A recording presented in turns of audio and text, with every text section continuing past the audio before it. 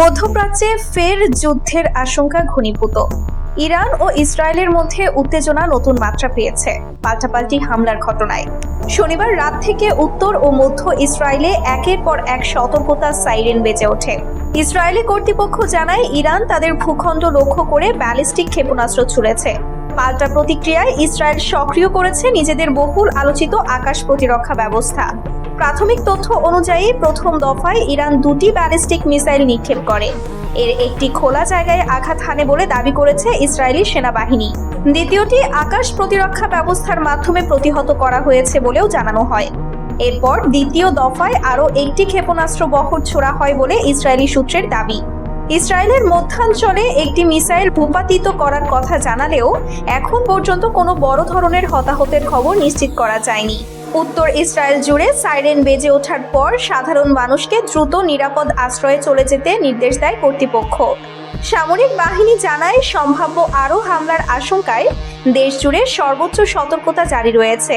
আকাশ প্রতিরক্ষা ব্যবস্থার পাশাপাশি বিমান বাহিনীও সক্রিয়ভাবে পরিস্থিতি পর্যবেক্ষণ করছে।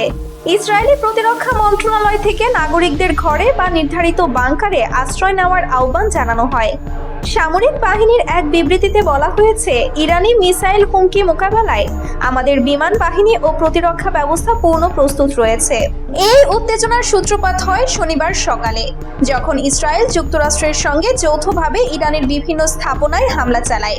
ইসরায়েলি বাহিনীর দাবি, ইরানের 5টি গুরুত্বপূর্ণ স্থাপনাকে লক্ষ্য করে আঘাত হানা হয়েছে। এর মধ্যে রাজধানী তেহরানের একটি সংবেদনশীল এলাকাও ছিল বলে আন্তর্জাতিক গণমাধ্যমে খবর প্রকাশিত হয়েছে। ওয়াশিংটন থেকে প্রেসিডেন্ট ডোনাল্ড ট্রাম্প এক বিবৃতিতে বলেন, ইরানি শাসকদের হুমকি থামাতে এবং আঞ্চলিক স্থিতিশীলতা রক্ষায় এই যৌথ পদক্ষেপ নেওয়া হয়েছে। তিনি এটিকে বড় সংঘাতের পূর্বাভাস হিসেবে উল্লেখ করেন এবং প্রয়োজনে আরও কঠোর ব্যবস্থা নেওয়ার হুঁশিয়ারি দেন। অন্যদিকে তেহরান থেকে কড়া বার্তা এসেছে। ইরানি কর্তৃপক্ষ জানিয়েছে তারা এই হামলার বিধ্বংসী জবাব দেবে। প্রেসিডেন্ট মাসুদ পেজেশকিয়ানের শারীরিক অবস্থা নিয়ে গুঞ্জন ছড়ালেও ইরান সরকার জানিয়েছে তিনি সম্পূর্ণ সুস্থ আছেন এবং পরিস্থিতি নিবিড়ভাবে পর্যবেক্ষণ করছেন। ইরানি গণমাধ্যমের খবরে বলা হয়েছে, শনিবার ইরানের 5টি শহরে বিস্ফোরণের শব্দ শোনা গেছে।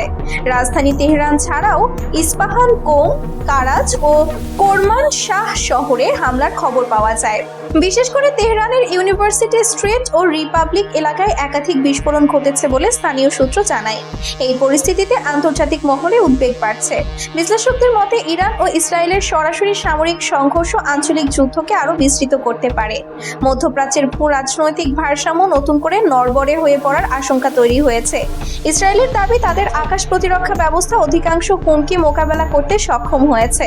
তবে নিরাপত্তা বিশ্লেষকদের মতে, ব্যালিস্টিক মিসাইল হামলার ঝুঁকি পুরোপুরি এড়ানো সম্ভব নয়। পরিস্থিতি কোন দিকে মোড় নেবে তা নির্ভর করছে পরবর্তী কয়েক ঘন্টার পদক্ষেপের ওপর। এদিকে আন্তর্জাতিক সংবাদ সংস্থা রয়টার্সকে ইরানের এক কর্মকর্তা বলেন, এই হামলার উপযুক্ত ও কঠোর জবাব পাবে ইসরায়েল। তার এই মন্তব্যের পর থেকেই আঞ্চলিক উত্তেজনা আরও বেড়েছে।